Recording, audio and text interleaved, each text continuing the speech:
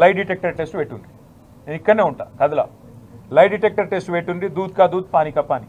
అరే నేను చెప్తూనే ఉన్నా, హైదరాబాద్ ప్రతిష్ట పెంచేదానికి, తెలంగాణ ప్రతిష్ట పెంచేదానికి ఎస్ బరాబర్ ఆ రేస్ ఇక్కడ కొనసాగాలి. మొదటి సంవత్సరం బ్రహ్మాండంగా జరిగింది, ఇంకా 3 ఏళ్ళు ఇక్కడనే ఉండాలి. హైదరాబాద్లో మొబిలిటీ వ్యాలీ రావాలి, హైదరాబాద్లో పరిశ్రమలు రావాలి, మా పిల్లలకు ఉద్యోగాలు రావాలి. ఒక sunrise sector, sustainable mobility అనేది, ఈవీస్ అనేది, ఎలక్ట్రిక్ వెహికల్స్ అనేది ఒక ఎదుగుతున్న రంగం. ఆ రంగంలో ప్రోత్సాహకాలు ఇచ్చి పరిశ్రమ ఇక్కడ వేళ్ళూనుకోవాలంటే ఈ రేస్ను ఒక ఆకర్షణగా పెట్టి దాని చుట్టూ పరిశ్రమను విస్తరించేలాగా చేయాలనేది ఒక ఆలోచనతో మేము ప్రయత్నం చేసినాము. నేను స్పష్టంగా చెప్పాను, ఒక 45 కోట్లో 46 కోట్లో ప్రభుత్వం నుంచి కట్టాలని ఆదేశం ఇచ్చింది నేనే అని స్పష్టంగా చెప్పాను. ఆ 46 కోట్లు ప్రభుత్వం నుంచి ఇక్కడ నుంచి పోయినాయి, బ్యాంకు ద్వారానే పోయినాయి, అవతల వాళ్ళ దగ్గర ఉన్నాయి. రూపాయి ఎక్కడా తారుమారు కాలేదు.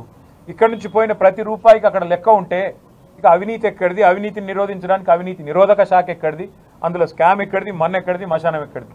అందుకే దీన్ని ఒక లొట్టపీస్ కేసు అని చెప్పినా, మళ్ళీ చెప్తా ఉన్నా, ఏమేస్తారో ఛార్జ్ షీట్లు, ప్రాసిక్యూషన్లు, జైళ్ళు వేసుకోండి. నేను లైవ్ టీవీల ముందు మళ్ళీ చెప్తున్నా, నాకు ఎంత దమ్ముంటే నేను చెప్పాలి. ఈ దేశంలో రాజకీయ నాయకుడు అని చెప్పినాడవే, నా మీద ఏమైనా కేసు పెడితే రారాబాయి చూసుకుందాం, పెట్టు లై డిటెక్టర్ అన్నాడో రెండో ఇదివరకు. నేను చెప్తున్నా రా, నేను తప్పు చేయలే, నిజాయితీగా నేను ఈ రాష్ట్రానికి ప్రతిష్ట తెచ్చే ప్రయత్నం చేసిన. పెడతావా పెట్టు కేసు, ఏమయ్యేది నీ లొట్టపీస్ కేసుతోని? ఈ లొట్టపీస్ కేసుతోని, లొట్టపీస్ ముఖ్యమంత్రి గారితోని మాకేం ఫరక్ పడది. ఆయన ఏం చేసినా, ఎన్ని కథలు పడ్డా మేము ఇట్లనే పిల్లల తరఫున కొట్లాడతాం, రైతుల తరఫున కొట్లాడతాం, నువ్వు ఇచ్చిన హామీల కోసం, మహిళల కోసం కొట్లాడతాం. మేము మాత్రం కాంగ్రెస్ ప్రభుత్వాన్ని వదిలిపెట్టం కాక వదిలిపెట్టాం. 6 గ్యారంటీలు అమలయ్యేదాకా, నీ 420 హామీలు నెరవేర్చేదాకా నిలదూస్తూనే ఉంటాం, నిజాన్ని బయటికి లాగుతూనే ఉంటాం. Thank you. 44 కోట్ల రూపాయలు పార్టీకి చందాగా వచ్చినాయనేది ఏసీబీ నిర్ధారించినట్టు చెప్తున్నారు అని మీడియా ద్వారా లీకులు తప్ప ఒక్కడన్నా ముందుకొచ్చి మాట్లాడి ఉన్నాడు. ఒక అధికారి ముంగటికి రాడు, ఒక మంత్రి ముంగటికి రాడు. ఇలాంటి చాతగాని వాళ్ళు లీకుల ద్వారా ఎన్ని రోజులు బతుకుతారు నాకు అర్థం కాదు. పెట్టమని కేసు. ఇప్పటికి నన్ను 3 సార్లు పిలిచిండ్రు, 8 గంటలు పెట్టినరు. నేను చెప్పిన దమ్ముంటే రేవంత్ రెడ్డిని రమ్మన్నాడు, ఆయన మీద ఏసీబీ కేసు ఉంది, నా మీద ఏసీబీ కేసు ఉంది, రా ఇద్దరం కూర్చుందాం. నువ్వు బ్యాగులు మోసినవా లేదా, నువ్వు బ్రహ్మాండంగా పైసలు పంచినవా లేదా, ఎమ్మెల్యేలను కొనుగోలు చేసే కేసులో దొరికినవా లేదా, నువ్వు దొంగవా కాదా నువ్వు చెప్పు, నేను కూడా ఉంటా. ఇట్లా పక్క నిలబడదాం, ఇద్దరం లై డిటెక్టర్ టెస్ట్ పెట్టుకుందాం. ఎవరు వాస్తవం చెప్తున్నారు, ఎవరు అబద్ధం చెప్తున్నారు రాష్ట్ర ప్రజలు చూస్తారు, ఏమున్న దానిలో. అయినా ఇంకోటిగా మా మిత్రులు చెప్తున్నారు, ఏదో రొటీన్ వ్యవహారం ఇది, ఛార్జ్ షీట్ వేయడం మీద పెద్ద ముచ్చట కాదు, మీరు దాన్ని ఏదో అంతర్జాతీయ ఇష్యూలాగా మీరు కూడా చూడవద్దని నా విజ్ఞప్తి. Thank you. సీఎం గారేమో పౌరుషంతో బతుకుతాడు, ఈయనేమో దొర పొగరుతో బూత్లో మాట్లాడి గలీజ్గా మాట్లాడుతున్నాడు. ఎక్కడో చదివినా ఏదో ఉద్యోగం అంటాడు. మా సీఎం గారు ఊక అంటుండే అక్కడ పోయి ఇది అడిగిండి ఇది అడిగిండి అని. ఆ మాటలలో అదే కనబడుతుంది. ఇవాళ కక్ష సాధింపు అయితే గవర్నమెంట్ వచ్చిన తెల్లారే తీసుకుపోయి వేయాల్సింది ఉండే. పద్ధతిగా ఒక విచారణ, దానికి ఒక టైము, దానికి సంబంధించిన ఆయా సంస్థలు చేస్తున్నటువంటి విచారణ. కాబట్టి కక్ష సాధింపు మాకు లేదు, వాళ్ళకే కక్ష ఉంటుంది. కక్షలు, కార్పణ్యాలు, ఎవరు మాట్లాడొద్దు, ఎవరు ఉండొద్దు అని అందరినీ తొక్కివేసి మేమేదో రాజ్యం వెళ్తాం అనుకుంటారు. ఈయన కూడా అంటాను కదా యోగా చేసుకుంటా అని. మరి అన్నప్పుడు ఇంకా కక్ష సాధింపు ఎందుకైతే, నీకు ఇష్టం ఉన్నట్టుంది బహుశా, అందుకనే మమ్మల్ని లేనిపోని మాటలని రెచ్చగొడతా ఉన్నావు. మా సీఎం గారు ఏం రెచ్చిపోకుండా నిమ్మలంగా ఇది ఏ రకంగా అది మూమెంట్ అవుతుందో, ఏ రకంగా ల్యాండింగ్ అవుతుంది, ఏ రకంగా టేకప్ అవుతుందని ఉండే అటువంటి అనేక రకాల అంశాలను దృష్టిలో పెట్టుకొని సీఎం గారు ముందుకెళ్తా ఉన్నారు, ప్రభుత్వం ముందుకెళ్తుంది. మాకేం కక్ష సాధింపలేదు. కేటీఆర్ మీద విచారణకు గవర్నర్ గారు అనుమతి ఇవ్వడం అనేది రాజ్యాంగబద్ధం. ఎందుకంటే ప్రజల సొమ్ముకు కస్టోడియన్గా ఉండాల్సిన గవర్నర్ వ్యవస్థ కానీ, రాజ్యాంగం కానీ, చట్టాలు కానీ, ప్రభుత్వం కానీ అదే నిర్ణయాలు తీసుకుంటాయి.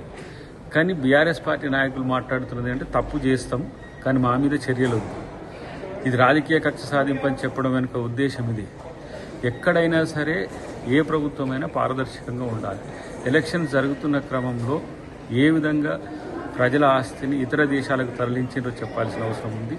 తనకు లేని అధికారాన్ని చేతిలోకి తీసుకొని ఈ ఫార్ములా కేసు రేసు విషయంలో కేటీఆర్ చేసింది ముమ్మాటికి తప్పని భావించింది ప్రభుత్వం. కాబట్టి కేసు పెట్టింది, చట్టబద్ధంగా న్యాయబద్ధంగా ఈరోజు చర్యలు తీసుకోవడానికి సిద్ధపడుతున్న క్రమంలో గవర్నర్ గారు ఇచ్చిన ఈ అనుమతి అనేది ప్రభుత్వాన్ని సపోర్ట్ చేసినట్టుగా, ప్రభుత్వం తీసుకుంటున్న చర్యలు న్యాయబద్ధమైనట్టుగా మనకు అర్థమవుతున్న పరిస్థితి. కాబట్టి ఇప్పటికైనా విచారణకు సహకరించి ఏ విధంగా ఎందుకు అలాంటి తప్పు చేయాల్సి వచ్చిందో విచారణ సంస్థల ముందు, ఏసీబీ ముందు కానీ కోర్టుల ముందు కానీ చెప్తే మంచిది. అన్ని రకాల ఇప్పుడు అవకాశాలు తీసుకున్నాం. ఈ కేసు ఫాల్స్ కేసు కాబట్టి కొట్టేయండి అని, లేకపోతే దురుద్దేశంతో చేస్తున్నారని కొట్టేయమనండి, అసలు అరెస్ట్ చేయకూడదని చెప్పేసి కోర్టుకు పోయినా సరే కోర్టు మీకున్న అవకాశాలు ఇచ్చింది. ఇప్పుడు ప్రభుత్వం ముందున్న ఏకైక లక్ష్యం ప్రజాధనాన్ని కాపాడడం ఇలా. కాబట్టి ప్రజల సొమ్ముకు కాపలాదారుగా ప్రభుత్వం ఉండాల్సిన బాధ్యత ఉంది. ఆ విషయంలో బీఆర్ఎస్ ప్రభుత్వం తప్పు చేసింది. ఆ రోజు మంత్రిగా ఉన్న కేటీఆర్ చేసిన తప్పు అది కాదు అని నిరూపించుకుంటే వాళ్ళకి ఏ సమస్య ఉంది. కానీ తప్పు చేసి మా మీద ఎలక్షన్ల ముందు ఇట్లా చేస్తుంది, ఎలక్షన్ల తర్వాత ఎట్లా చేస్తుంది అంటే, ఎలక్షన్లు ఎప్పుడు ఉంటాయి? దీని తర్వాత లోకల్ బాడీ ఎలక్షన్స్ ఉంటాయి, ఆ తర్వాత మున్సిపల్ ఎలక్షన్స్ ఉంటాయి, ఇంకా భవిష్యత్తులో ఏమైనా ఎలక్షన్స్ వచ్చినా రావచ్చు. కాబట్టి ఇది బేస్ చేసుకొని పసలేని వాదనతో తప్పించుకోవడం అనేది బీఆర్ఎస్ వల్ల కాదు, కేటీఆర్ వల్ల కాదు అనే విషయాన్ని తెలుసుకుంటే మంచిది. కోర్టులో నడుస్తున్నప్పుడు కామెంట్ చేయకూడదు. అది అక్రమమో సక్రమమో ఏసీబీ హైకోర్టు ఆ లెవెల్లో ఉన్నది. కేటీఆర్ అరెస్ట్ అయ్యే అవకాశం ఉంది. నాకెట్లా తెలుస్తుంది? పొద్దుకెళ్ళి ఇక్కడనే ఉన్నా అంటే తన పని తాను చేసుకుంటూ పోతుంది. కేటీఆర్ అయినా మినిస్టర్ అయినా ప్రైమ్ మినిస్టర్ అయినా ఎవరైనా సరే తప్పు చేస్తే చట్టం ఉంటుంది, చట్టం కేసు పెడితే వాళ్ళు ఎంక్వైరీ చేసుకుంటారు.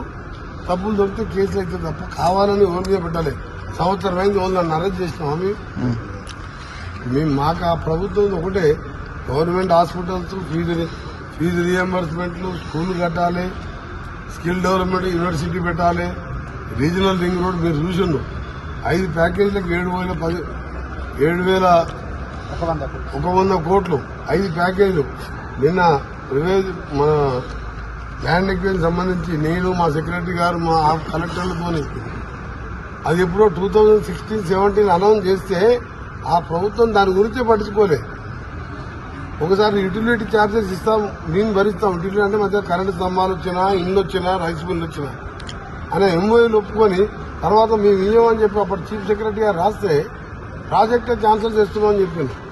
2023 డిసెంబర్లో నేను మినిస్టర్ అయిన సెకండ్ డేనే గడ్కరీ దగ్గరికి పోయి మాకు తొందరగా త్రిబుల్ వేయండి, ల్యాండ్ ఎక్విజిషన్ 50% పెట్టుకుంటాం, యూటిలిటీ ఛార్జెస్ కూడా పెడతామని చెప్పినాం.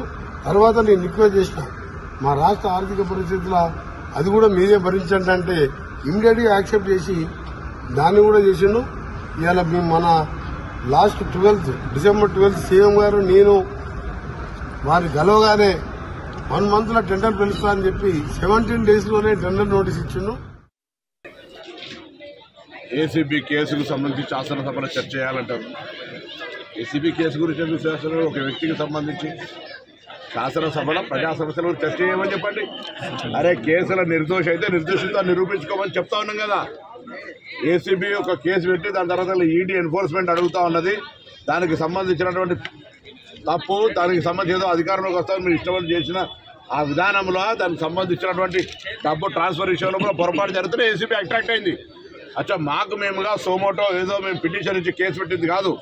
మున్సిపల్ శాఖ ఫిర్యాదు మేరకు దాని తదుపరి ఒక ప్రజాప్రతినిధికి సంబంధించిన విచారణ జరగాలన్నప్పుడు గవర్నర్ గారు అనుమతి కావాలంటే గవర్నర్ గారిని ఊరూరికనే అనుమతి ఇవ్వలే. గవర్నర్ గారు కూడా న్యాయ నిపుణులతో అటార్నీ జనరల్ తోటి సలహా తీసుకొని ఇచ్చినాడు. ఈ అంశాన్ని చర్చ చేయమని డిమాండ్ చేసిన వాళ్ళు శాసనసభలో బిజినెస్ అడ్వైజరీ కమిటీ చర్చ అయితే నేను సభ్యునల్లా అంటే శాసనసభలో ఏమైనటువంటి అంశాలు చర్చ చేయాలని మేము లగచర్ల డిసైడ్ చేయడానుకున్నాం. రైతుకు సంబంధించిన అంశం చేసినాం, భూభారత చేసినాం, అన్ని రకాల మున్సిపాలిటీ యాక్ట్ను, గ్రామ పంచాయతీ ప్రతిదీ ఏమేమి అడుగుతారని చేసినాం. ఆ మాట అడగలే వీళ్ళు. అప్పటికే ఏసీబీ కేసు